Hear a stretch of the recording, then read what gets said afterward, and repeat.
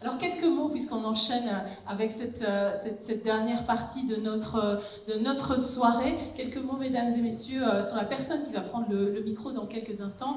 Laissez-moi vous présenter notre conférencière exceptionnelle, elle est déjà en train de s'installer, c'est Aline Francfort. Alors je pourrais commencer par vous dire qu'au quotidien, Aline, elle accompagne des équipes et des organisations à changer radicalement leur façon de voir pour changer activement de paradigme. Bon. Je vais continuer. Je vais aussi vous parler d'elle. Ça va peut-être vous éclairer davantage. Voilà comment elle aime à se définir, Aline. Elle est professeure invitée en créativité et innovation. C'est une dyslexique qui aime, et de son propre aveu, mettre le monde à l'envers. C'est aussi une artiste qui a eu la chance d'apprendre la pensée latérale avec son inventeur Édouard de Bono. Vous savez, le monsieur avec les 6 chapeaux. Un grand maître de la créativité sérieuse. Et Aline, excusez du peu, elle détient aussi 4 Executive Certificates, moi aussi je l'ai fait, du prestigieux MIT, l'Institut de technologie du Massachusetts. Une association unique devant vous, de créativité sérieuse et de compétences stratégiques pour aider des personnes à voir le monde autrement, à endosser de nouvelles lunettes, à ouvrir des voies transformatrices vers le futur, bref, passer de la vision à l'action. Pendant 1 heure, Aline va nous inspirer et je lui cède très volontiers et avec beaucoup d'attentes par rapport à son exposé, très volontiers la scène, le micro. On se retrouve tout à l'heure, Aline, comme on dit en Angleterre, the floor is yours. Merci. Est-ce qu'on m'entend bien? Et on peut applaudir.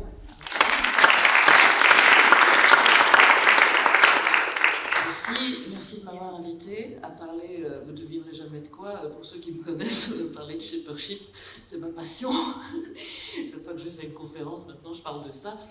Et je suis une praticienne, moi, donc ce que je fais, c'est effectivement associer de la créativité, de la stratégie pour aider à créer le futur.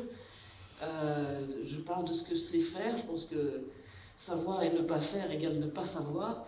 Et donc, je vais parler de choses que je pense, qui ne sont pas forcément des choses avec lesquelles vous allez être d'accord, et ce n'est pas le but, non, nécessairement, mais j'espère que vous allez être inspirés.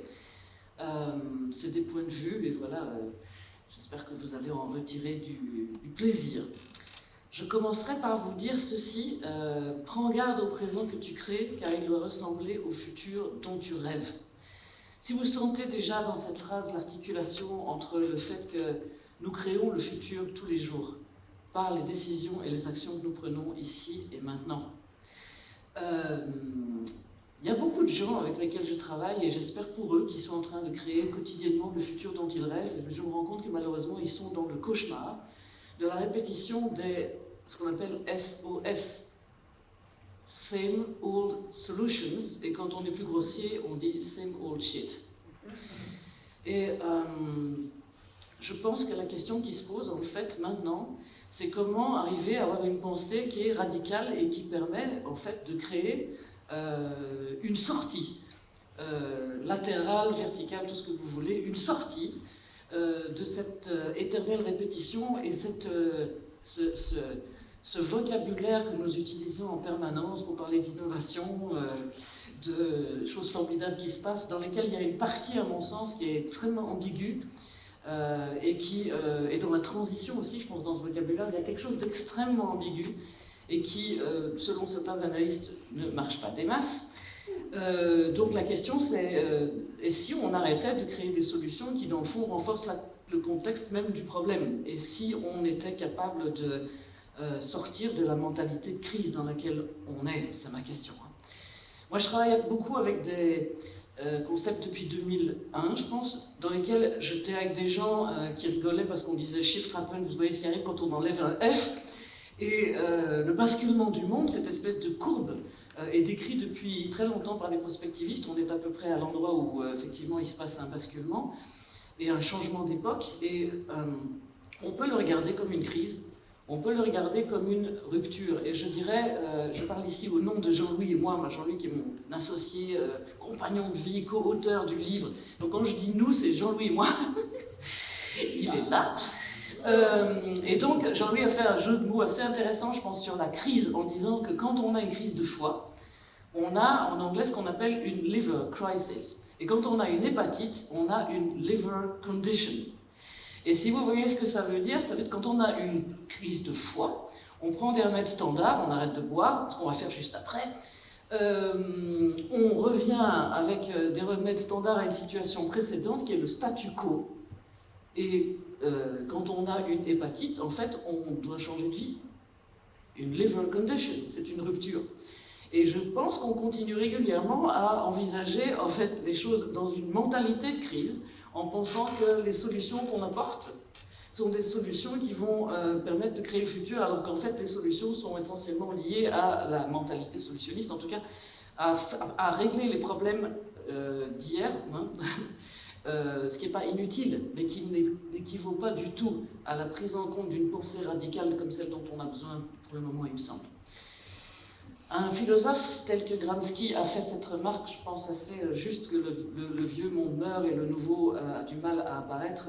Il y avait une traduction qui disait « Et dans cet interrègne, les monstres apparaissent ». Moi j'ai regardé la citation en anglais, c'est dans le fond « Des symptômes morbides apparaissent ». Et moi je représente ça comme ça. Il y a un monde qui s'effondre, qui atteint les limites de sa viabilité. Pendant le même temps, un monde nouveau tarde à apparaître. Beaucoup de gens ont parlé d'une métamorphose, c'est-à-dire la chenille et le papillon étant une façon assez simple de comprendre. Je pense qu'un organisme comme la chenille grossit, mais qu'une grosse chenille ne fait pas un papillon. Pour qu'il y ait un papillon, il faut qu'il y ait un effondrement du système, dont je reparlerai, et dans l'effondrement se passe alors un phénomène qui effectivement va créer la métamorphose. C'est l'endroit d'où je reviendrai. Mais en effet, est-ce qu'on va contribuer à des solutions, puisque vous savez que la chenille ne lutte pas pour le papillon, elle lutte pour sa propre survie. Il me semble que beaucoup de ce qu'on voit aujourd'hui en réalité est déguisé autrement. On parle beaucoup d'une lutte pour la survie d'un système ou pour le maintien du système existant, et la capture énorme d'une partie des choses qu'on appelle l'innovation pour en fait prolonger la vie d'un système qui est mourant et qui est peut-être obsolète, et peut-être qu'il y a des futurs obsolètes. Alors que la question serait peut-être de contribuer, dans ma pratique à moi c'est de l'alchimie. Dans l'alchimie on ne parle pas de solution, on parle de dissolution. Et je crois qu'il y a quelque chose qui permet d'en faire. Donc je vais aller assez brièvement là-dessus, parce qu'évidemment on parle de l'effondrement d'une série de limites planétaires. Je dirais simplement qu'il n'y a pas que le climat, ça ne vous a pas échappé. Donc il y a une urgence existentielle, c'est clair. Mais il y a deux autres urgences qui me paraissent intéressantes. C'est la crise de sens, qui est une urgence conceptuelle. Je me réfère à l'éléphant parce qu'il y a un conte soufi qui raconte à quel point on met des aveugles autour d'un éléphant et comme chacun touche une partie, ils ne parviennent pas à avoir la big picture view. Donc je pense qu'on est dans un monde comme ça, il est infiniment complexe et on ne parvient pas à le comprendre. Certains disent qu'on n'a pas la pensée pour comprendre ce monde, qui est donc l'âge du missing elephant, comme dit un de mes amis, et ça crée une certaine confusion, à peu près généralisée, je dirais. Et l'autre urgence, c'est celle d'une route dont on ne voit pas ce qu'il y a derrière le tournant. Il y a des blagues que je vais devoir supprimer si vous venez au cocktail, plus ou moins un temps. Et donc, une urgence bifurcationnelle, ça veut dire qu'on se pose quand même des questions. Est-ce que c'est la fin du progrès? Dans la mesure où, vous savez que pendant des années, on a réussi à maintenir un progrès pour arriver, effectivement, à avoir plus de quantité et plus de bien-être, et qu'on atteint le stade où, comme disent certains, on n'est quand même pas très heureux, hein, pour le moment. C'est pas le grand bonheur, et on sent bien qu'on atteint ce stade où il y a une bifurcation qui doit se passer, et on n'a aucune idée de la direction qu'on prend à long terme. Le futur est trop incertain, et il y a une crise de l'imagination sur laquelle je voudrais dire un mot, mais je veux d'abord préciser, il y a au moins deux de ces urgences qui ne sont pas techniques, sont des rapports à la vie, et ce n'est pas avec la technique qu'on résoudra des problèmes non techniques. La question du rapport à la vie, c'est autre chose. Donc ici, je voudrais mentionner un auteur que j'aime beaucoup, qui s'appelle Arvidsson, qui est un Suédois qui habite en Italie, comme quoi tout est possible. Et il a cité cette crise de l'imagination. En fait, le TINA, c'est « There is no alternative ». Donc il y a une série de gens, énormément de gens, qui parlent aujourd'hui de la question de la crise de l'imagination en parlant de cette idée que notre époque est marquée par un pessimisme de l'intellect et un optimisme de la volonté. Je crois que c'est assez juste. Notre pessimisme intellectuel se manifeste par le fait que personne ne semble avoir d'alternative sérieuse à notre situation actuelle. Et notre optimisme volontaire signifie que malgré l'absence d'alternative, il existe un désir général de changement. Comme Frédéric Jameson l'a fait remarquer, il est aujourd'hui plus facile d'imaginer la fin du monde que d'imaginer la fin du capitalisme. Cette phrase est ressortie à plusieurs endroits en disant qu'il était plus facile d'imaginer la fin du monde que d'imaginer un monde meilleur. Et peut-être pour de bonnes raisons, les récits dystopiques, comme on dit, ou dans lesquels la mort l'emporte, le Thanatos, sont peut-être plus nombreux et peut-être plus faciles à créer aussi que d'autres récits. Et je pense que c'est crucial parce que on est en train de créer un mad world. Le mad, pour nous, on a créé une carte dont je parlerai très peu parce qu'on n'a pas le temps, qui est une carte métaphorique de Madland avec l'acronyme MAD, ça veut dire Massive Assured Destruction, comme on sait. Et la question, ce serait est-ce qu'on va créer un no-mad world, c'est-à-dire un monde qui est basé sur d'autres principes. Bon, on est dans une aventure de civilisation absolument incertaine, et on a globalement 5 scénarios que je voudrais quand même signaler avant de vous montrer, à mon sens, quelque chose de plus... un autre. Ceci, c'est un extrait de ce que Erving Laszlo a proposé, c'est-à-dire, vous voyez très bien que sur la biosphère et la sociosphère, qui ne tient donc pas la route s'il n'y a pas la biosphère, et la noosphère, donc le monde de la connaissance et du digital. Et Erving Laszlo a parlé beaucoup, c'est un philosophe des sciences, il a parlé beaucoup des tipping points, donc des points de déséquilibre accélérés par tout ce qu'on a, digitalisation, accélération technologique, disparition des espèces, pour signaler ce point que vous voyez ici, qui est donc cette fameuse courbe, comme étant la fin des crises, une métacrise, c'est-à-dire l'endroit où il se passe un point de chaos qui fait que le système lui-même soit s'effondre, soit va vers un nouvel ordre. Et les 5 scénarios dont je parle, c'est le fameux scénario business as usual, on fait semblant qu'on n'a pas très bien compris, c'est pour ça que je l'ai mis là, il n'y a pas de problème, on va quand même... on a déjà eu des changements climatiques, il y a déjà eu tout ça, l'homme n'y est pour rien, c'est pas grave, continuons comme avant, on va même essayer d'accélérer, et on prend des mesures de relance et de croissance. Le scénario technologique, technosolutionniste, c'est qu'on va faire, la science et la technologie va nous sauver, nous amener au breakthrough. Le scénario développement durable, c'est qu'on va faire pareil comme maintenant, mais on va passer au vert, on va faire plus propre. Le scénario décroissance, c'est on va faire comme maintenant, mais moins vite et moins cher, et la même chose. Et le dernier scénario, c'est le collapse. Et là, on est dans l'effondrement avant la Renaissance. Et je pense que le scénario Apocalypse Now, comme je l'appelle, scénario qui occupe beaucoup certains esprits, et il y a des études dans le monde qui montrent ça, chiffré. L'impossibilité, même en Chine, c'est assez curieux, d'avoir une histoire d'un futur qui dépasse et qui amène ce que nous on appelle la nostalgie du futur, sur référence à un architecte qui s'appelle Barragan et que j'aime beaucoup, mexicain, qui avait dit que la nostalgie c'était la conscience poétique du passé à jamais disparu. Et je pense qu'il y a une nostalgie du futur, c'est-à-dire la conscience poétique d'un futur à jamais disparu.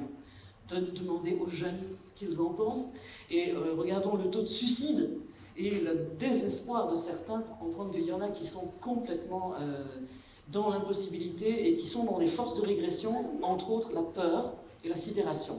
Ces 2 forces-là empêchent de réfléchir avec imagination à l'avenir. Et je dirais même plus que ces forces de régression, il y en a plus que 2, mais il y a entre autres le déni, l'ego, le désir de certitude. Ils amènent les gens à revenir au connu, au toujours connu, au prépensé, en fait à ne rien vouloir changer et à rester dans un désir de certitude. Le fascisme en hausse n'est peut-être pas pour rien là-dedans, mais en ce qui concerne l'économie, je dirais qu'il y a un syndrome de l'autruche assez important, avec les solutions qui sont toujours les mêmes, le business as usual qui est un scénario qui est dominant pour le moment, je vous dis ça, les mentalités de crise, la violence, le suicide, la polarisation, tout ce qu'on veut. Et moi je crois que, vous avez dit tout à l'heure dans la présentation de Greenwind, oui, nous créons le monde. Korbinski a dit les cartes ne sont pas le paysage, mais en réalité c'est faux, nos cartes mentales créent le paysage. Si nous regardons ce qui est au-dessus de la surface et qui sont des acteurs de systèmes plus ou moins dominants et d'autres plus ou moins marginaux, et des institutions, des universités, des écoles, des Pfizer, de Didier Raoult, vous voyez la marge, il y a des acteurs dans tous les sens qui n'ont pas tous la même taille. Et en dessous, on voit bien que nous créons le monde par nos cartes mentales, les histoires qu'on se raconte, et tout en dessous, il y a quelque chose auquel on fait rarement appel, c'est la question du deep code, c'est-à-dire d'où est-ce qu'on part, quelles sont nos intentions, quels sont nos rêves, quelles sont nos aspirations. Quelle est la direction que nous prenons? C'est bien cette question-là qu'il y a rarement posée, et je pense que c'est là qu'il y a une révolution qu'il faut faire, c'est d'arriver à se poser des questions sur le monde que nous voulons moins ou plus, et le monde que nous voulons vraiment. Et l'aspect proprement révolutionnaire de ce que je vais vous montrer, c'est ça. En fait, je signalerai simplement aussi qu'il y a deux petits poissons. J'aime bien raconter que ces deux petits poissons se baladent, et puis ils croisent un plus vieux poisson qui leur dit comment ça va les gars? Comment est l'eau? Et les deux petits poissons s'éloignent, et puis il y en a un qui dit à l'autre, c'est quoi l'eau? Et ça, c'est nous. En fait, la chose qui est la moins visible à nos yeux, c'est le paradigme à l'intérieur duquel on se balade parce qu'on ne se rend pas compte. Et on ne peut pas changer le monde si on ne change pas les cartes mentales au départ duquel on le crée, parce qu'on reproduit sans ça indéfiniment. Alors bien sûr, nous créons le monde. Si je regarde, vous voyez ici, c'est beaucoup plus intéressant encore. Ce réseau de mycélium et de racines, c'est tout ce qui est en dessous de la surface. C'est quand même intéressant. Donc, si on veut se poser la question, on va voir qu'effectivement, vous avez deux pays, Madland et No-Madland. Et je pense que dans Madland, il y a les approches as usual. Il y a ce qu'on considère comme normal et qu'on ne challenge pas. Et puis, il y a des approches dont le monde a besoin. Et pour ça, il faut une sortie latérale. Et juste un mot peut-être, je suis obligée parce que mon slide est en build-up. J'ai construit avec Jean-Louis cette carte qui est en fait une carte qui montre, comme un iceberg, deux pays. Et tout en dessous, il y a les trois shifts indispensables pour pouvoir changer le monde. Les vieux mindsets, les nouveaux mindsets sont du côté de No-Madland, évidemment. Les vieux feelings, les vieilles émotions. Les forces de régression, dont je viens de parler. Et puis les forces d'ouverture. Si on arrive à bouger les trois en dessous, alors on peut bouger le monde au-dessus. C'est-à-dire le monde qui se crée, en fait, au départ de nos cartes mentales. Notamment la différence entre des forces de préservation et des forces d'innovation radicales. Les forces qui font en sorte qu'on regarde toujours notre nombril au lieu de regarder l'écosystème. Les stratégies en temps compétitives et de guerre, plutôt que des stratégies comme collaboration, ce que Greenwin fait, et vraiment une stratégie basée sur l'amour, on pourrait même dire. Je crois que ça marche moyennement. Le fait de produire de la manufacture versus de la value facture. Le fait d'être toujours dans more of the same dans Madland plutôt que imagination dans No-Madland. Et enfin, quelque chose qui est assez important, vous avez vu qu'on est dans le moment du... On n'est plus dans le burn-out, maintenant on est dans le bore-out. Hein. Donc dans Madland, il y a l'ennui, le non-sens, et dans No-Madland, il y a autre chose. Donc, je voudrais juste vous montrer un exemple, je vais passer à la suite. Il est très différent, ça c'est un zoom sur les mindsets, de commencer sa journée dans le One Right Answer Saloon ou dans le 2020 Vision Café. Il est très différent de commencer sa journée dans le Fear to Lose Station ou dans le Desire to Create Outpost. Et donc il y a 174 légendes dans notre truc qui permettent de comprendre. Ce que je veux vous dire, c'est qu'effectivement, l'enjeu pour moi dans cette crise de civilisation, je pense qu'il y a une crise de civilisation et de vision du monde, c'est de changer la manière dont on réfléchit et ce à quoi on réfléchit et comment on réfléchit. Pour pouvoir, en effet, arriver à changer ce que nous croyons possible ou impossible, faire un trou dans la bulle, en l'occurrence. Je vais revenir là-dessus. Vous savez que faire un trou dans la bulle, ça veut dire, par exemple, ça c'est très simple, Roger Bannister est un homme qui a battu comme je suis dyslexique, je me trompe chaque fois, il a battu le 4-minute mile, donc il a battu le record de 4 minutes pour un mile en courant. Et quand il a battu ce record après que des tas de scientifiques lui expliquaient que ça n'irait pas, que c'était impossible, qu'aucun homme ne pourrait le faire, etc., l'année où il a battu le record a été battu par une série d'athlètes, non pas parce que ces athlètes sont devenus meilleurs, mais parce qu'il avait bougé la croyance que c'était impossible. Donc c'est assez intéressant. Et il existe, à mon sens, dans la métaphore de la chenille et du papillon, un élément clé qui peut nous aider à nous donner une clé sur ce que nous voyons à l'extérieur. Cette clé, pour moi, elle est située dans ce que la biologie a découvert, c'est qu'au moment où la chenille a terminé sa croissance, et où elle est toute grosse, les cellules sont à leur plus grosse activité à l'intérieur. Tout le monde est content, elles sont là, elles ont aidé à digérer, etc. Puis à un moment, le système s'arrête et la chenille va commencer à se déstructurer. C'est la phase d'effondrement, le breakdown. À ce moment-là, les cellules de la chenille, les cellules typiques, commencent à paniquer, elles se suicident, elles commettent l'apoptose, comme on dit. Elles ne savent pas quoi faire. Et en même temps, c'est parce que le breakdown se produit, parce que l'effondrement se produit, des cellules qui sont déjà dans le corps de la chenille, qu'on appelle les cellules imaginales, et c'est pas moi qui l'ai inventé. Ces cellules imaginales vont s'activer et commencer à se reproduire à toute vitesse en créant des clusters. Et les cellules du système immunitaire de la chenille vont les attaquer parce qu'elles cherchent à préserver la chenille. Mais les cellules imaginales, elles ne paniquent pas du tout, parce qu'elles voient le futur radicalement différent. Alors, elles se reproduisent à toute vitesse, et les cellules du corps, les cellules immunitaires les attaquent, mais elles se reproduisent plus vite et en se cluster. Donc, à un moment se produit le basculement, c'est-à-dire que les cellules antérieures vont joindre les cellules imaginales et se produit la métamorphose. Moi, je pense que c'est ça, la question de l'imagination comme levier de la métamorphose. C'est de pouvoir faire un saut en imagination pour vaincre les forces de régression que sont la peur, la sidération, le déni, etc. Je vais vous montrer simplement ceci. Pourquoi est-ce qu'on réfléchit comme ça? Parce que nous avons l'occasion de pratiquer cette situation-ci. Vous voyez les deux mots, sidérer, désirer. La peur est l'inverse du désir. Donc il faut désidérer et désirer. Et donc cette histoire, c'est celle qui permet de créer, j'aime beaucoup étant dyslexique, c'est normal, hein, Apocalypse Now, No Apocalypse Not Now. C'est le titre d'un livre de Jacques Derrida. Le titre lui-même suffit peut-être, mais il ne parle pas de ce qu'on imagine. Et donc on veut créer une érotique du futur, c'est-à-dire un futur nommé désir. Le désir permettant d'actionner peut-être l'action collective alors que la peur la paralyse et la sidère, c'est bien le cas de le dire. Et donc pour moi, là on pourrait activer les forces d'ouverture qui sont exactement l'inverse. Pour faire ça, et donc arriver à dans le fond faire une innovation transformative, et je vais y revenir sur ce mot, je pense que c'est un mot que je n'ai pas tellement entendu aujourd'hui. Je pense que la question c'est justement d'arriver à ouvrir un horizon entier de réflexion pour sortir de cette fameuse transition, si vous me permettez. La transition est là.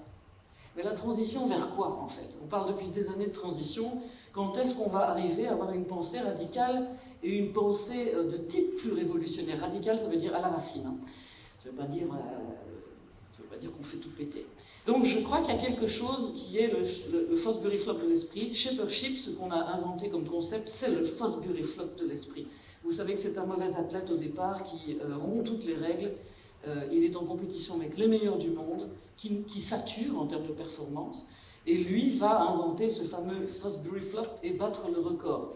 Et bon, ce qui se passe, c'est que Shapership, c'est un changement intentionnel de paradigme en faisant un saut en imagination. De passer effectivement des approches as usual aux approches as the world needs, mais dans un nouveau paradigme, et que ce paradigme qui n'est pas égocentré.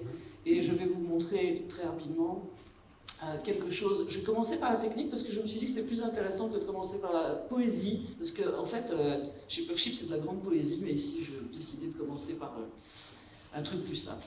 Voici un dessin qui parlerait de lui-même, mais vous avez à gauche un axe qui montre la domination, la manière dont quelque chose est plus ou moins dominant stratégiquement parlant. Et en dessous, vous avez le temps, passé, présent, présent, transition, futur. On pourrait mettre le passé aussi, mais ce n'est pas le cas. Voici une première ligne qui indique en fait les approches habituelles qui atteignent un stade dans lequel elles ne sont plus pertinentes pour le futur. Tout le monde a ça, hein. On a tous des approches qui à un moment atteignent un endroit où elles ne sont plus viables sur le long terme. Ça, c'est la chenille. Chenille qui lutte pour sa survie. C'est le monde en crise, entre guillemets. Et pendant ce temps-là, émerge un nouveau type de paradigme, porté par des initiatives et des visions d'un monde radicalement différent. Par exemple, dans la santé, on a le paradigme du cure, c'est on soigne, et on a le care. Bon, donc là, on est dans des mondes différents. Et ces visions transformatrices, c'est le papillon, et les cellules imaginales sont déjà là, elles sont toujours là. Hein. Oubliées dans le système, elles sont toujours là, mais on ne les voit pas parce qu'en général, on regarde trop le système dominant et on se contente de regarder la compétition. Les cellules imaginales, donc les poches du futur dans le présent, sont déjà là. Et pendant ce temps-là, il y a aussi un troisième type d'univers, qui est l'univers de la transition, comme on l'appelle. C'est des innovations dites disruptives.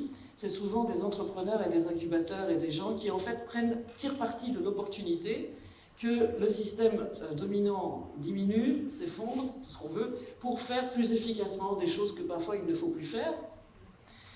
Des voitures plus légères, des voitures plus rapides, enfin tout ce qu'on peut imaginer. Et donc il y a deux types d'innovations, il y en a un troisième aussi, il y a des innovations de maintien et des innovations transformatives, et je vais revenir dessus. Il y a en fait le Fosbury Flop, c'est celui du paradigme à un autre, hein, on est d'accord. Il n'y a pas de Fosbury Flop au milieu. Donc pour faire un vrai changement de paradigme, il faut nécessairement avoir écarté les horizons et avoir une vision du futur. Autrement, on n'est pas dans un changement de paradigme, puisqu'on est trop étroit, même si on ne s'en rend pas forcément compte. Je vais voir ça. Il y a trois voies qui sont très différentes, et je me demande si on n'aurait pas intérêt à être capable, chacun de nous, de se rendre compte qu'on pourrait prendre les trois voies, V-O-I-X. Celle du manager qui essaye de faire fonctionner son système, il est dans des deadlines, il faut que ça marche. Et sa priorité, c'est que ça continue à marcher. Je veux dire, nous aussi, on a des positions de manager, on appuie sur le bouton de la machine à café, il faut que ça marche. Je veux dire, on ne va pas changer le monde. Bon. La position de l'entrepreneur qui, lui, essaye de tirer parti des opportunités pour avancer. Et puis, il y a la position du visionnaire, ou du shaper, comme on va dire, qui, lui, voit le futur et qui, parce qu'il voit le futur, va proposer une vision radicalement différente. Ces trois voies, souvent, se percutent dans des positions extrêmement rigides. Le manager trouve le shaper complètement irréaliste, le shaper ou visionnaire trouve le manager complètement dinosaure, etc., etc. Et donc, il y a trois types d'innovations en réalité. Il y a les innovations de maintien qui répondent aux problèmes de la première du système actuel et le maintiennent en vie. Et je pense par exemple que les voitures plus légères et les voitures électriques, quote, sont considérées par certains comme étant ce type-là. Je vais vous dire pourquoi. Il y a des innovations transformatrices qui sont faites intentionnellement pour basculer un système. Et puis il y a les innovations dites de rupture, selon les théories vieilles comme le monde de grands... enfin, je veux dire, on ne peut pas les citer. Et ces innovations disruptives, elles apportent des solutions qui permettent de faire plus vite, plus efficacement, plus performant des choses qui sont à l'intérieur. Donc elles apportent des solutions, vous m'entendez, à l'intérieur du paradigme dominant. Donc elles ne questionnent pas le paradigme. Et donc, si on doit cartographier un paysage et des acteurs, parfois, c'est ce qu'on demande de faire à des gens avec qui on travaille, et à des écosystèmes, parfois, ce qui est intéressant, c'est que leur carte n'est pas partagée, parce qu'il n'y a pas le même degré de connaissance, pas la même vision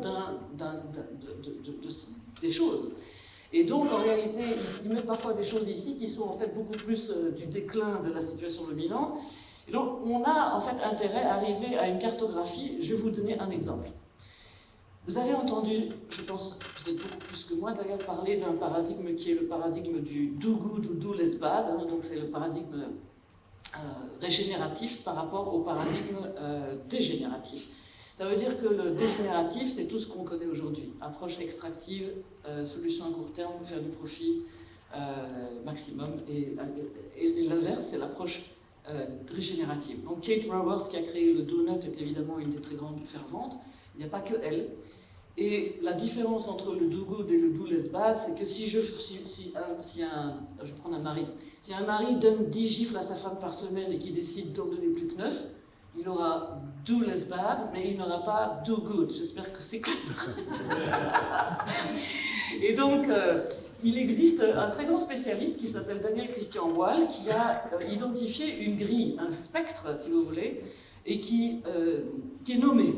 Il est nommé entre les approches conventionnelles dans l'écologie, dont certaines c'est Corporate Social Responsibility, et tout au bout on a les approches régénératives, et puis on a des mots comme ça. Le green, c'est globalement assez pas grand chose, quoi. C'est un peu, le conventional c'est vraiment le minimum minimorum, le green c'est vraiment pas terrible. Le sustainable ou durable, c'est le seul endroit où on arrête de faire du tort, hein, donc on fait less bad, mais not good. Et puis on commence à avoir d'autres approches. Et je me demande si vous vous rendez compte qu'en fonction de la vision qu'on a de l'entièreté de l'écart, on ne se situe pas du tout au même endroit et on ne parle pas le même langage, ce qui est la preuve d'ailleurs que le ridicule ne tue pas, puisque LinkedIn avait fait un post en 2019 où ils disaient qu'ils allaient commencer en 2025 à réduire l'usage du plastique de 50%. Bon, moi je veux bien, hein. Mais donc, pour évaluer un portefeuille, il faut avoir une vision transformative. Sinon, on est juste en train de parler, mais globalement, peut-être... on n'est pas d'accord, ou bien on est beaucoup trop conservateur. Et donc, quand on est dans les innovations de maintien, par exemple quand elles réussissent, on a ce scénario-là que tout le monde connaît, ça s'appelle le corporatization ou le greenwashing. C'est-à-dire on fait semblant, mais en fait on prend les approches et puis on fait semblant qu'on les a intégrées dans une révolution. En réalité, c'est juste pour continuer à faire plus de la même chose. Par exemple, un nouveau vaccin. Alors que d'autres innovations sont transformatrices. Moi, j'ai rencontré une femme qui m'a expliqué qu'elle avait fait un vaccin qui renforce la capacité du corps à être complètement immune. Donc un vaccin universel, plus besoin de vaccin. Ça s'appelle dissoudre. Donc si on est dans votre domaine Greenwin plutôt, je ne dis pas que j'ai raison ici, je dis que c'est à la fois objectif et subjectif, donc c'est un truc sur lequel il faut peut-être éventuellement travailler. Mais si on a le business as usual et les innovations disruptives, on pourrait dire que le futur émergent, le scénario de capture, c'est celui où le futur émergent, il n'a pas d'argent, il n'est pas financé.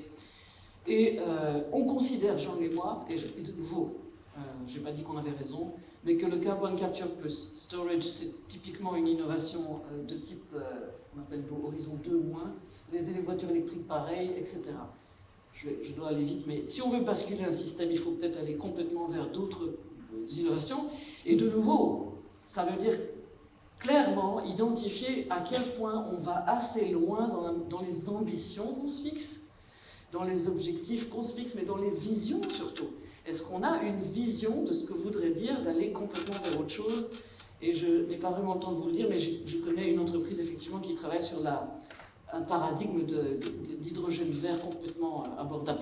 Bon, et de nouveau, ce qui se passe quand on est dans la courbe d'en dessous, c'est qu'on se transforme en entrepreneur, mais avec une vision, et c'est la condition pour passer de la solution au problème qui renforce le contexte du problème, à quelque chose qui fait vraiment basculer un système vers un autre paradigme.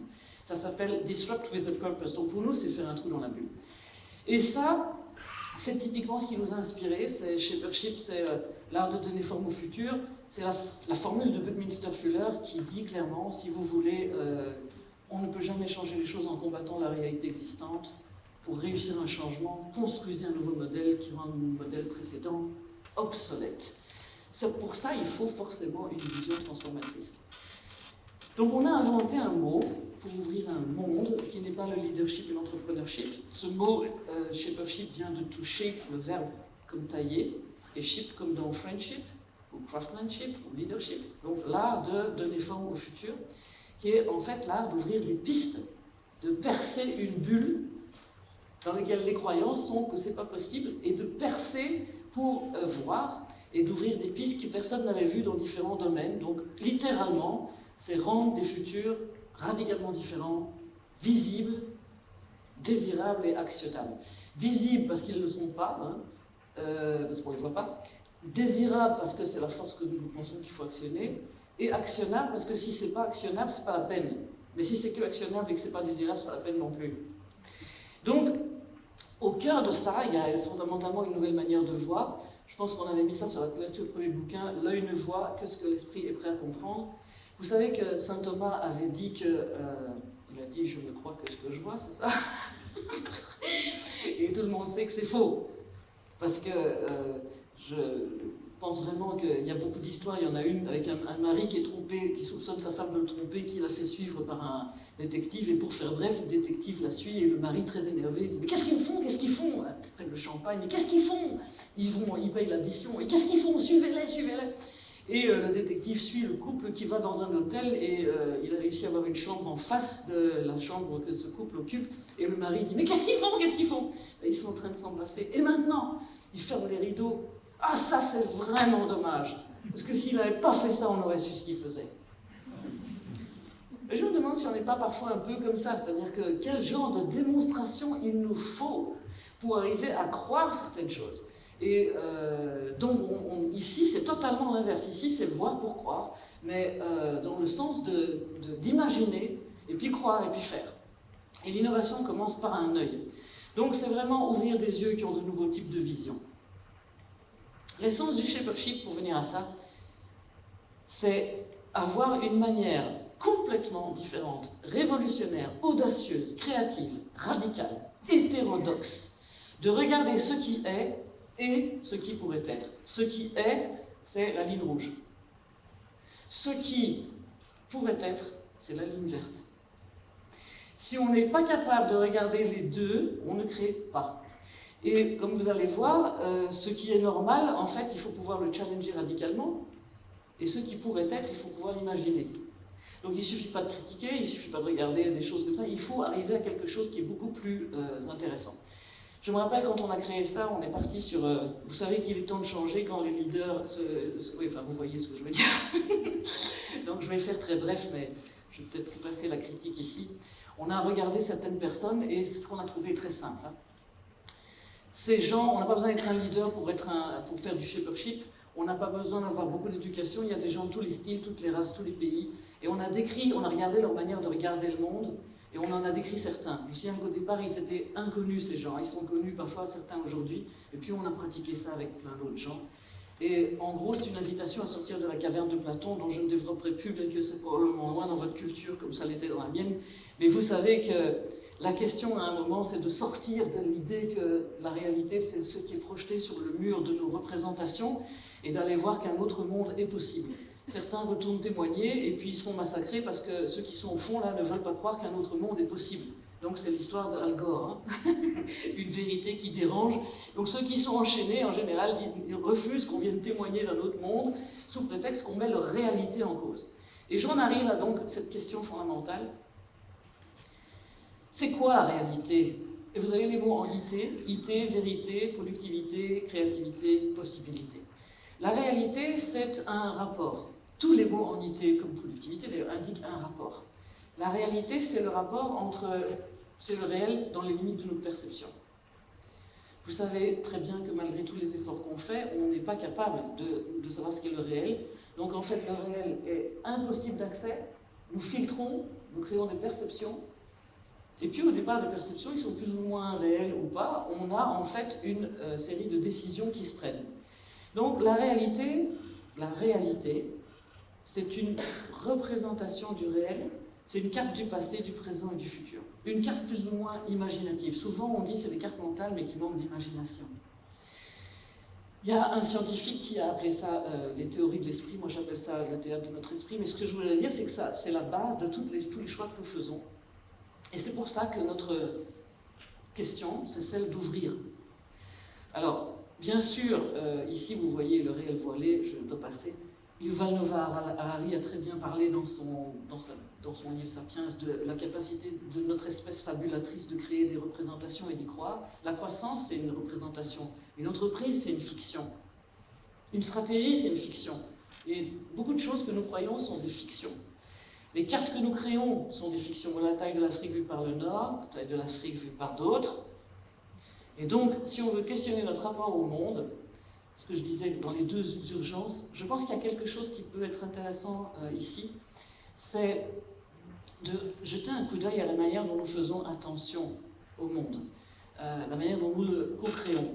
Par exemple, si je ne fais plus, mais si j'étais en train de rentrer en Belgique et que je survolais Zaventem et que je voulais trouver une voiture jaune, j'en trouverais une. Vous voyez, la puissance de diriger notre attention, c'est qu'on trouve ce qu'on cherche. Et en général, comme disait donc mon maître en créativité, le cerveau, lui, il passe son temps à créer des autoroutes, et ce que nous appelons la réflexion, c'est la recherche d'une route familière qui rend la réflexion inutile. Notre cerveau, il reconnaît ce qu'il connaît.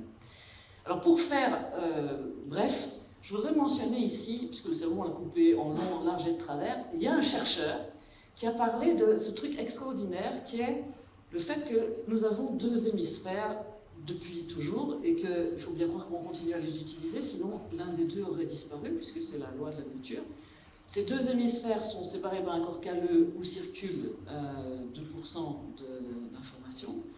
Et les deux hémisphères ont l'air assez spécialisés dans certains types de préférences. Ça veut dire qu'ils préfèrent faire attention au monde d'une certaine manière, et ils sont tous les deux actifs en même temps, et vous allez voir de manière assez différente. Donc en fait, je veux dire que la réalité n'est pas juste un truc qu'on reçoit comme ça, la manière dont on va faire attention va jouer un rôle. J'ajoute que ce chercheur a dit la division du cerveau vient du fait que nous, animaux, nous devons gérer deux choses en même temps. Survivre en mangeant et survivre sans être mangé. Imaginez un oiseau, il faut qu'il focalise sur les petites miettes et puis il faut qu'il regarde large. Donc, l'hémisphère gauche, peu de surprise, il focalise étroit. L'autre focalise large. L'hémisphère gauche, il divise, il met des catégories, il crée des petites boîtes. Parfois, elles répondent, elles sont, disons, obsolètes, parfois, les petites boîtes. L'hémisphère droit, il intègre, il connecte, il met des relations. L'hémisphère gauche, il préfère la certitude. Il n'aime pas tellement le risque, il préfère le connu, le reconnu, le prépensé, le stable. L'hémisphère droit, il préfère la nouveauté et le mouvement. L'hémisphère gauche, il va créer des cartes, des diagrammes, des plans.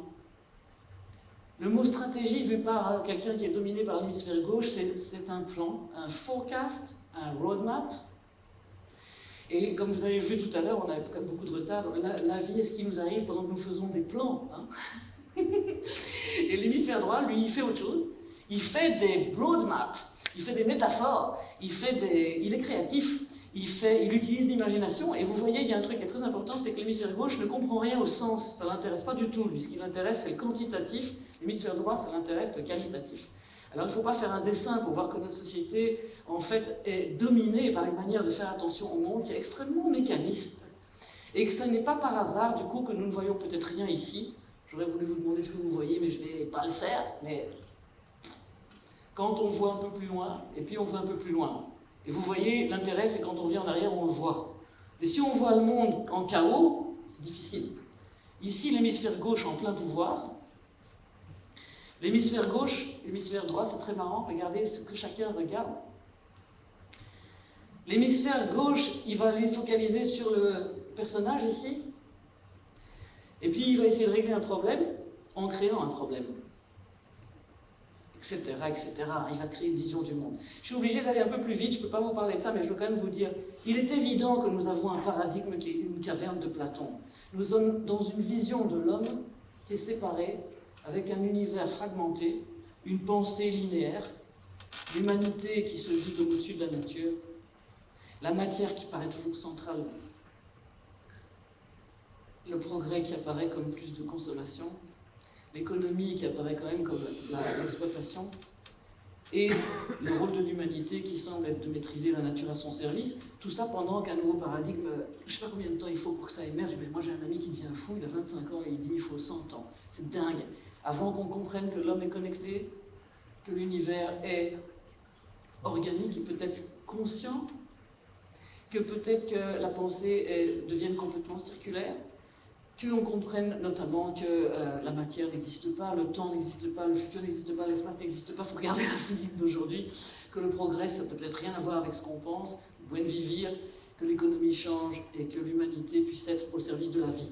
Donc j'en arrive à ce dernier scénario, l'humanité au service de la vie. Je suis obligé de vous citer quand même deux choses, que je n'ai pas arrêté pendant ces dernières semaines de parler de mes deux livres préférés. Le premier, c'est Christian Gobin, qui parle d'habiter poétiquement le monde versus mécaniquement, manière de faire attention. Et je voulais vous dire, vous avez peut-être entendu Aurélien Barraud parler du bouquin qu'il fait maintenant, et il dit qu'il faut habiter poétiquement le monde aussi. Si on lit la dernière chose ici, la seule chose qui soit vraiment importante, c'est de s'interroger sur la direction dans laquelle on veut aller et d'habiter poétiquement le monde, c'est-à-dire d'essayer de s'extraire de l'inertie systémique qui tend à nous faire croire qu'aucun autre réel que celui que nous envisageons, que nous avons construit est envisageable. Alors moi je trouve ça très intéressant. Un, c'est une vision, vous voyez, habiter poétiquement le monde, c'est extrêmement hémisphère droit, c'est extrêmement ce que nous on propose.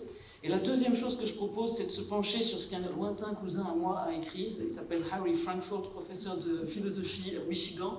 Et il a écrit un livre qui s'appelle On Bullshit, que je voulais lire tout haut, à un moment où j'aurais des problèmes d'huile. C'est pas possible, c'est trop drôle. Et il parle de la civilisation de la bullshit. Civilisation dans laquelle des gens parlent parfois de manière très sophistiquée de choses à propos desquelles ils ne savent rien. Par exemple, une femme, elle dit, un ami lui demande comment te sens-tu, l'ami c'est Wittgenstein, elle dit « Je me sens comme un chien sur lequel on aurait marché le soir. » Et lui dit « Mais c'est quoi ce bordel quoi? Tu sais rien de ce chien, qu'est-ce que tu fais ?» Et il lui dit « This is bullshit. » Et le livre de Harry Frankfurt décrit à quel point la bullshit, c'est dans le fond beaucoup. Il y a même des réunions de bullshit en Amérique. C'est parler de choses à propos desquelles on ne sait pas grand-chose, et le résumé c'est « I don't know shit and I don't give a shit ». Alors aujourd'hui, et post-Covid, je dirais, il y a quand même un truc qui me fascine, et c'est notamment le fait de faire des modes d'emploi de n'importe quoi dans des motos sans avoir jamais mis son cul sur une moto, ça c'est de la bullshit par exemple. Il y a énormément de choses à dire, et donc je voudrais arriver un tout petit peu à ceci. La créativité, c'est dans le fond arriver à sortir. Donc, mot en IT, sortir. Sortir de la répétition, c'est créer de la valeur à l'intérieur de contraintes bien définies. Je voudrais dire ça parce que si vous imaginez, par exemple vous, que vous devez créer le plus de possibilités imaginables pour diviser ce carré en 4 parties égales en forme et en surface. Alors, en fait, typiquement, nous tous en mode automatique, on va trouver ce 4-là. Ça, c'est très facile. 1, 2, 1, 2, 1, 2, 3. En général, à cet endroit-là, il y a un petit blanc. Et puis, il y a quelqu'un qui ose faire le 4e. Il y a toujours quelqu'un qui va lui dire « Ouais, mais ça, c'est la même chose que ça. » Enfin, c'est pas vrai. Paris, Marseille, Paris, Vladivostok. Puis, à cet endroit-là, la pensée, souvent, s'arrête. Ça, c'est ce que nous, on appelle les réunions créatives ratées. C'est les solutions en pensée automatique. Déjà vu, comme disent les Anglais, je sais bien. Et puis, en fait, pour avoir plus, il faut arriver à faire un saut. Ce saut, c'est celui de l'abstraction. Et dans un pays comme la Belgique, où on dit toujours « Oui, mais concrètement », c'est extraordinaire. Je vais vous montrer, pour moi, la clé fondamentale, c'est que dans ces deux idées, si on fait un saut, on arrive à trouver, en fait, le concept. Et le concept, c'est que je prends un carré, je considère qu'il y a un centre, et je fais tourner la croix. Et alors, j'ai effectivement une multitude de solutions qui sont d'autres idées. Ça veut dire que de 4 idées, je passe à l'infini. Et puis, je regarde l'autre, et je vois qu'en effet, il y a un concept. Le concept, c'est, je divise un carré en 2, et chaque moitié en 2, et alors j'ai, de nouveau, au lieu de 4 solutions, une infinité. Et ce qui me semble intéressant, c'est que le piège du concret, pour des gens créatifs, bon, moi c'est mon métier, hein, il n'y a pas pire d'entendre tout le temps la même chose et de se dire mais il faudrait qu'on arrive à abstraire, c'est-à-dire avoir de la vision. Vous savez que le leadership, normalement, c'est quand même des stratégies, hein, c'est pas de l'action uniquement. Leadership égale vision, une vision c'est de l'abstraction, une stratégie c'est de l'abstraction, et une vision sans action est un rêve éveillé, mais l'action sans vision est un cauchemar. Moi, je pense qu'on a un vrai problème de créativité et d'imagination, et qu'on est beaucoup coincé dans la répétition des mêmes vieilles solutions parce qu'on manque complètement de cette aptitude, et donc on se retrouve là-dedans, quoi. Ça veut dire qu'être réaliste, ça demande de la vision. On entend souvent ce mot, hein, oui, moi je suis réaliste. Mais moi j'aime bien la phrase d'Edgar Morin qui dit « L'utopie est à la fois ce qui peut tout changer et ce qui ne peut rien changer. Le réalisme est à la fois lucide et aveugle. » Donc on aurait peut-être quelque chose à faire, à admettre que la manière dont on regarde le monde compte, le futur qu'on imagine compte, et que, je suppose que vous savez ça physiquement, la vision qu'on a du futur change le présent. Bon, les enfants, ils rêvent de leur futur. Et donc, rêver l'avenir peut créer l'avenir. Je dis ça parce que le futur, c'est quoi? Enfin, je n'ai pas dit que le futur, c'est quoi, mais j'ai trouvé une manière ici de dire, le futur, c'est un récit qu'on se fait de quelque chose qui n'existe pas encore, à l'intérieur des limites de notre imagination. Donc, un grand auteur de fiction, a dit cette phrase qui est assez, je trouve, intéressante, c'est « Le futur est déjà là, il n'est juste pas distribué de manière égale ». Donc, il y a quelque chose sur un jeu de mots qui a été inventé par un écrivain. Vous voyez « nowhere ». Le futur est « nowhere ». Et vous bougez une lettre et vous avez « now, here ». Ça, c'est le futur. C'est cette dialectique extraordinaire d'une double vision. Toutes les visions qu'on a ont un impact sur ce qu'on fait aujourd'hui. Donc, le futur qu'on imagine est la cause du présent. Et si on n'a pas de vision, on prend des décisions qui sont appauvries. Donc, pour faire un bel jeu de mots, hein, l'avenir est déjà venu, comme on dit. Hein. Mais c'est vrai, et ça veut dire que ce que je vais vous proposer dans quelques... J'ai presque fini, vous savez, parce que je fonce comme une bête, j'espère que c'est tenable. Hein. Je ne vais pas mettre le cocktail en trop grand danger. Vous voyez, un des regards qu'on peut avoir, c'est celui qui élargit la perspective par le passé vers le futur. Et puis, il y a le regard qui fait, on connecte ce qu'on a à l'intérieur des tripes avec une perspective beaucoup plus large. Et ça, c'est passer de l'ego à l'écho. Et si on veut, la double vision, c'est ça. C'est comment est-ce que je vais faire un saut pour imaginer des futurs qui sont radicalement différents et qui sont en phase avec les impératifs de notre temps. C'est pas juste moi, mon ego. Et avec les lunettes du futur, je vais reconsidérer mes décisions aujourd'hui. Et le Shapership s'est proposé trois choses. Un grand non, un grand oui, et une manière d'expérimenter. Le grand non de Shapership, c'est le grand non au statu quo. Le grand oui de Shapership, c'est la vision transformative. Pour éviter qu'on bâtisse le futur sur la peur et qu'on puisse dire un grand oui à la seule chose dans laquelle finalement on dit oui. Qu'est-ce qu'on souhaite pour les gens qu'on aime? Plus de beauté, plus d'amour, plus de dignité, des choses qui comptent pour de vrai. Donc la question, c'est comment est-ce qu'on arrive à contacter des vraies aspirations et à vraiment oser ce saut en imagination. Je vais donc vous montrer, je saute, ne regardez pas, je vais vous montrer ce qu'ils ont fait. Je vais citer 3 exemples, je pense. Je vais pas pouvoir aller plus loin, mais je pense que ils ont tous fait la même chose. Alors c'est étonnamment simple. L'ADN du Shapership, c'est pas un protocole, hein, c'est une espèce d'état d'esprit. Je vous ai dit tout à l'heure, le Shapership, c'est voir ce qui est et ce qui pourrait être de manière radicale. Ils ont regardé le monde tel qu'il est, avec des yeux neufs, et ils ont dit un grand non. Ça veut dire que pour eux, le statu quo est inacceptable. Ça veut dire que l'état des choses est inacceptable et que, en fait, parfois ils sont très grossiers. Hein, parfois ils sortent des choses genre fuck it, mais vous savez que, comme on dit, il y a quelqu'un qui a dit innovation starts with pissed off people. Donc ils ont un côté pissed off people. Ils n'en peuvent plus de la même chose. Et donc ils vont regarder au-dessus de la surface et en dessous de l'iceberg. Ils vont aller challenger complètement la manière dont nous regardons les choses. Puis évidemment, comme un grand nom, c'est bien, mais ça fait des militants si on n'a pas autre chose. Ça fait des activistes. Donc ils vont dire un grand oui. Et le grand oui, c'est faire le trou dans la bulle. C'est oser penser, c'est le I have a dream de Martin Luther King. Il n'a pas dit I have a nightmare. Et donc, I have a dream, et oser dire quelque chose qui dépasse de loin l'ego, qui est une transgression complète par rapport à tout ce que les autres croient possible.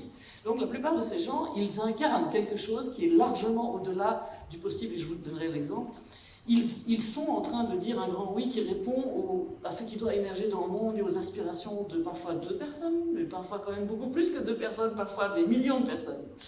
Et puis comme une vision sans action est un rêve éveillé, hein, ils vont passer à l'action et ils vont donc réinventer la vie. Ils vont rendre la transition visible. Donc on a ici rendre le futur visible et désirable, et là il y a rendre la transition visible, c'est-à-dire rendre le futur actionnable, avec des actions qui n'ont rien à voir avec le pouvoir. En général, ils n'ont même pas une institution classique, ils sont dans le focus et liberté, ils sont dans une improvisation collective sur le désir, ils sont dans des écosystèmes, ce qu'on a entendu tout à l'heure, ce que vous savez, des écosystèmes d'acteurs qui sont ralliés à des causes, parce qu'évidemment, le grand oui, ça va devenir une cause. Alors, ça c'est vite dit, mais voilà mes 3 lignes. Le grand non à un monde qui n'est pas viable, le grand oui est là, et puis ils vont le faire. Je pense que l'aspect révolutionnaire a été décrit très bien, toutes les traditions en parlent, c'est quelque chose que Nietzsche a développé aussi, je vais le citer comme ça vous ne pensez pas qu'on a juste inventé un truc comme ça. Moi je suis obsédé par ça, parce que je suis dyslexique et que le non et le oui pour moi ça parle beaucoup, pour plein d'autres raisons. Nietzsche a écrit dans l'entrée de Zarathustra un texte sur la métamorphose de l'esprit en disant comment l'esprit devient chameau, comment le chameau devient lion et comment le lion devient enfant. Et il décrit, le chameau part dans le désert, il emporte toutes les valeurs, il faut, on doit, il n'y a qu'une seule manière de faire, c'est comme ça, c'est comme ça, c'est comme ça. Et puis à un moment, il faut que la métamorphose se passe et que l'esprit se transforme en lion. Pourquoi? Parce qu'il faut un grand non. Et le lion, c'est celui qui va détruire les il faut, on doit. Et puis à un moment, il faut que l'esprit se transforme en enfant. Pourquoi? Parce qu'il faut un grand oui. Pour que le jeu arrive et que la liberté se passe. Un autre l'a dit aussi, hein, après le grand non, vient le grand oui, et de ce oui, notre vie dépend. Moi, j'ai vécu plein d'histoires où il n'y a pas de grand non, il n'y a pas de grand oui. C'est très simple. Pas de grands noms, pas de grands oui. Quand nous, on veut tout changer sans rien changer, si on n'arrive pas à dire des grands noms, on n'aura jamais de grands oui. Donc voilà un exemple. Dr V, assez connu parce qu'il a fondé Aravind Eye Care Hospital, connu aujourd'hui comme le plus grand hôpital ophtalmique du monde, à 1% de ce que ça coûte dans notre pays. Et Dr V, il est à 55 ans atteint d'une arthrite assez grave, donc il ne peut plus opérer, il est chirurgien ophtalmique et il va partir à la retraite, sauf qu'il va regarder son pays et qu'il voit qu'il y a 12 millions de gens qui perdent la vue par manque de soins préventifs. Donc en Inde, ça veut dire une bouche à nourrir, ça veut dire 3 ans, pardon. 3 ans avant de mourir. Et à ça, il dit un grand non. Et il va dire un grand oui. Le grand oui, c'est pas beaucoup de bullshit comme vous entendez. Il dit je vais éliminer la cécité inutile. Et tout le monde fait. Il a 11 lits, 7 médecins. Et il va créer un écosystème, une stratégie. Éliminer la cécité inutile chez les pauvres. Il va donc créer un écosystème global intégré. Les pauvres sont trop pauvres pour venir. Il va créer une navette. Ils arrivent, ils sont opérés 7 fois plus vite qu'ailleurs parce qu'ils sont là pour éliminer la cécité inutile. La colonne vertébrale, c'est éliminer la cécité inutile chez les pauvres. Donc, ils sont opérés, quand ils sont sur place, il leur faut des lunettes parce qu'ils ne reviendront pas. Les lunettes, c'est un bijou, chacun veut les siennes. Il fait une usine de lunettes, puis il fera une usine de lentilles. Et puis, il s'organise pour que les riches payent pour les pauvres, parce qu'en fait, les riches, ils ont accès à un hôtel, et quand ils payent pour 2 pauvres. Donc l'hôpital est beaucoup plus efficace que beaucoup d'hôpitaux ici, et 30 ans après sa création, ils n'ont pas éliminé la cécité inutile, mais ils ont soigné des millions de personnes, et ils ont transformé leur mission en 2020, c'est éliminer la cécité inutile dans le monde. Évidemment, eux, ils ne sont pas en compétition, hein. Donc ils forment des gens, avant de former des Européens qui ne sont pas du tout intéressés, parce que c'est l'Inde, ils ont formé des Chinois et d'autres. Voilà, je n'ai pas le temps. Katia Bastioli, pour certains la connaissent, j'imagine, la femme qui a le plus de diplômes de chimie à l'heure actuelle, je pense. Elle est en Sardaigne, et elle dit un grand non au gâchis dû aux réglementations européennes qui font que des hectares, des milliers d'hectares, ne sont pas cultivés dans son pays et ailleurs. Et que les quotas font que qu'est-ce qui se passe sur ces champs qui ne sont pas cultivés? Des chardons poussent. Les chardons, considérés comme une mauvaise herbe, tout le monde s'intéresse d'habitude à voir comment on va l'éliminer. Et elle regarde le chardon, et comme elle est totalement différente, et que ça l'embête profondément d'avoir une bioéconomie fondée sur des subsides et du gaspillage, elle a un grand oui qu'elle a essayé de défendre à la Commission européenne. J'ai vu qu'elle n'avait eu quasiment aucun succès, enfin c'est ce que j'ai compris. Son grand oui, c'est le développement intégré au territoire. Le grand oui, c'est on fonctionne en amenant tous les acteurs à prospérer. En théorie, c'est pas loin de certaines choses que vous souhaitez, je pense. Mais avec une vision extrêmement claire sur la façon dont elle peut, à un moment, transformer certaines ressources. Donc, vous savez peut-être, certains d'entre vous, c'est un exemple que vous connaissez, que Katia Bastioli a réussi à faire d'une ressource qui était, on était sur le point d'éliminer. Au départ de la fleur, elle a trouvé comment on faisait de l'huile pour les machines. Dans la tige, il y a du bioplastique. Elle a remplacé le Roundup de Monsanto par un herbicide naturel compté dans les chardons parce que ça explique pourquoi il n'y a rien qui pousse à côté des chardons. Ils ont trouvé un enzyme pour le pecorino. Ils ont trouvé, en éliminant les chardons, enfin en les coupant 6 fois, on a une nourriture pour bétail qui est 6 fois moins chère que le soja. Et avec les racines, on fait de l'élastomère. Bon, bref. Ceci pour dire que Rob Hopkins est aussi très connu comme shaper.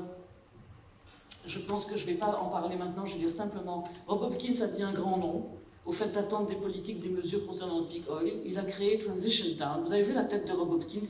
Je veux dire, il est extrêmement sympathique. Maintenant, on le présente comme un leader, mais c'est surtout un homme qui a réussi à faire, en 2005, à prendre une initiative qui a contaminé. Et les shapers, ils contaminent, ils créent des mouvements. Donc il est considéré comme ayant créé Transition Network, c'est-à-dire le mouvement le plus important, l'onde de choc la plus importante du XXe siècle par la BBC. Et voilà, je pense que j'en ai plein d'autres, mais je ne vais pas vous les donner. Simplement vous dire en conclusion que, puisque l'œil ne voit que ce que l'esprit est prêt à comprendre, peut-être la question c'est d'arriver à jouer avec nos idées et de se poser la question, savoir, parfois on a on a une idée, il faut ceci, on doit, le chameau. Peut-être c'est juste une idée. On n'a peut-être pas à prendre ça aussi sérieusement que ça. Et peut-être qu'on peut devenir des eye-openers. Le jeu de mots est tout à fait simple. On a une série comme ça sur le fait que c'est ça, ouvrir des yeux qui ont des nouveaux types de visions pour pouvoir arriver à revenir à ce que disait un des leaders que j'aime beaucoup, c'est pas un shaper, c'est un leader. Il disait « Le futur nous demande de rêver, on ne va pas faire les rêves de George Bush, Bill Clinton, le président Trump ou n'importe lequel, ou Elon Musk éventuellement. » Donc rêver, c'est peut-être remettre le monde à l'endroit. Vous avez vu que c'est un palindrome parfait, et c'est encore plus parfait comme ça. Peut-être qu'on doit rêver pour remettre le monde qui est à l'envers à l'endroit.